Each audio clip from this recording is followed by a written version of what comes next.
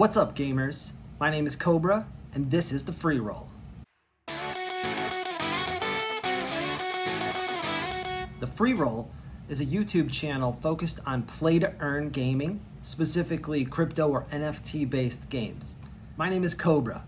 I started out in NFTs back in January with a product called NBA Top Shot. Now, Top Shot is a project that most people in the NFT world have heard about by now. It's already had several booms, several crashes, but it was my introduction because I loved collecting basketball cards as a kid. I still love the NBA today, and quite honestly, a moment, which is the NFT that they sell, which is made up of a video clip or highlight from an NBA game, is a really, really cool use for NFTs. It caught my attention, and I was quite lucky because January was one of the best times possible to join NBA Top Shot. My account quickly exploded in a way that I've really never experienced before, and then almost as quickly started to deteriorate until it was quite a bit less than what it was at its peak at the end of February. Despite losing some opportunity cost there, I was able to make some trades and cash out enough to dip my toes into what I'll call a little bit more advanced NFT collecting. This didn't happen for me alone. In fact, when I started on NBA Top Shot, I joined a Discord from a guy named Moon. He was willing to show me what NBA Top Shot was all about, the best ways to collect and hopefully make some money. And that group turned out to be really, really helpful. But over the course of a couple of months, it quickly evolved. And many of my friends were now checking out all sorts of NFTs outside of Top Shot. This caught my attention primarily because at that point, Top Shot was starting to slide down, and they were making a killing on all these other projects that, quite frankly, I didn't understand. In fact, the project that I am now most excited about, Zedrun, is one that my friends tried to get me into quite a bit earlier. I believe they started purchasing horses in February, might have even been late January, and they certainly told me not to miss the boat. That said, I skipped the first drop. I didn't really pay attention because horses, I didn't really understand how that was going to turn into profit. But when March rolled around, they encouraged me again because there was going to be a second drop. And now I was able to see that the secondary market for these horses was way, way higher than the drop prices were. And so I decided, why don't we jump in, try and grab a horse on the drop, see if I can flip it for a profit, and then put that towards more interesting projects. That drop went pretty well. I was able to get 2 Genesis horses, and one of them was a rare coat called Pale Violet, and frankly, I really liked the color of that horse. So I decided to do a little bit more research on the project and realized that these horses can actually breed additional horses. And so I decided it would be better than, instead of flipping one or both of those, I would instead wait until breeding opened up.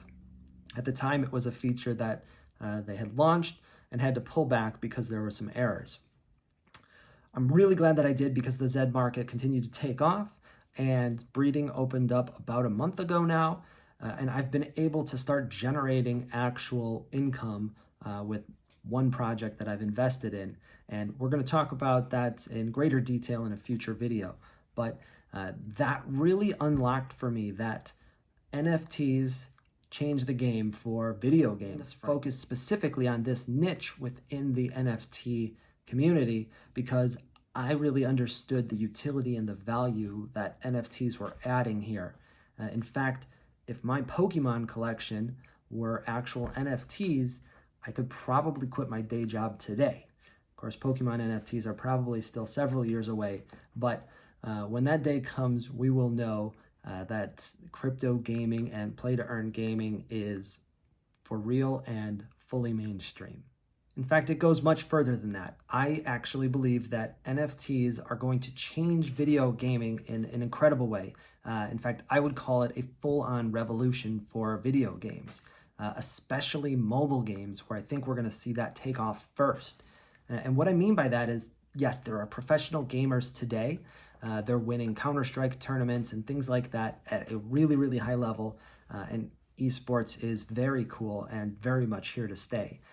But NFTs create the ability for a new layer of professional gamer because they give you ownership in the game and the world that you're investing your time and money into.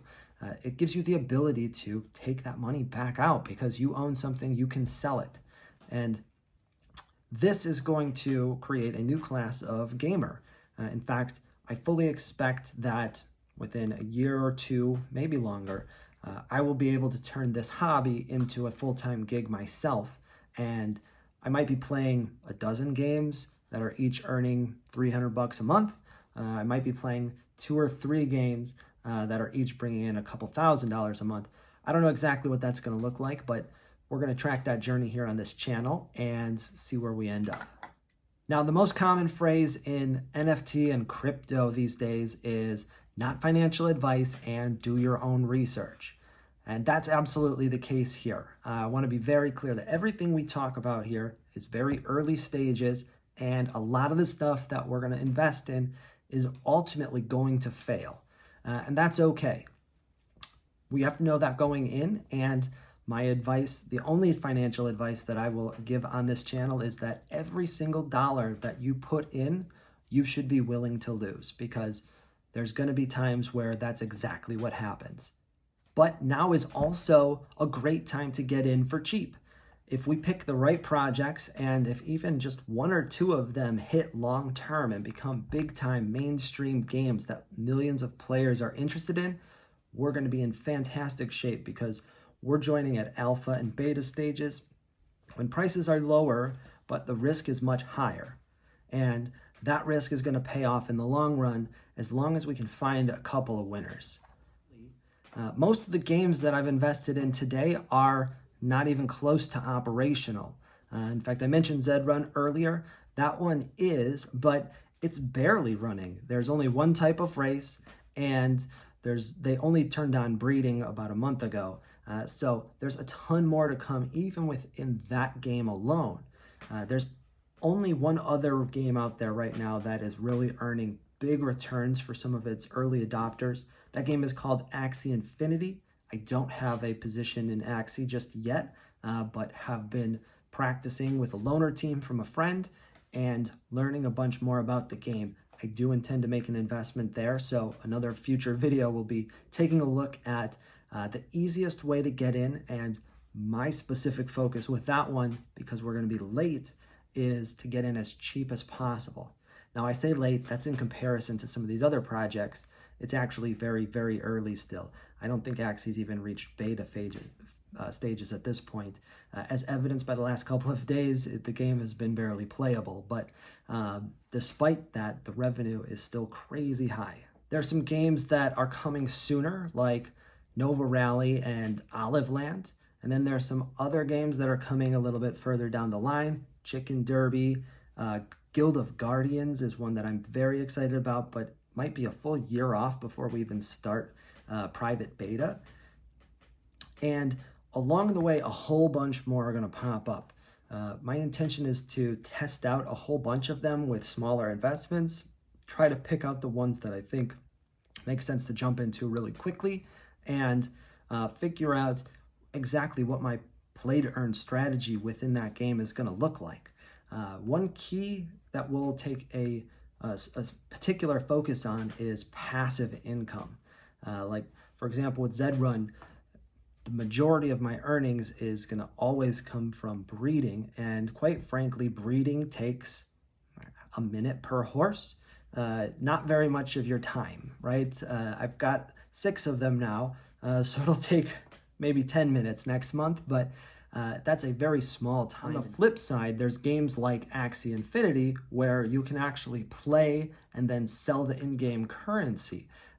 If you're able to put in 4 to 8 hours every day, that's going to add up to at least several $100s by the end of the month, but it will have been at the cost of putting in quite a bit of time. The reason why Axi is so great, though, is there are ways to hire people to do that time for you. Now, part of my optimism comes from the fact that I have now made an investment into several different games, and none of them have cost me any money at all. I'll explain how I did that in each case, and I do want to warn that eventually I'm going to lose money on one of these as well, and that's just part of investing. But because the market is so ripe right now and growing so quickly, we're at a point today where it's a little bit difficult to miss. So in the next video, we're going to take a more detailed look at what I've been doing for the last 4 to 5 months, the different investments that I've made, which games I've got any type of holding with today, and what my very high-level plan for each one of those looks like, as well as some of the dates and opportunities for others to get in and potentially join in that journey as well. So if you haven't already, hit that like and subscribe button. Come along on this journey with me, because gamers, we're free rolling.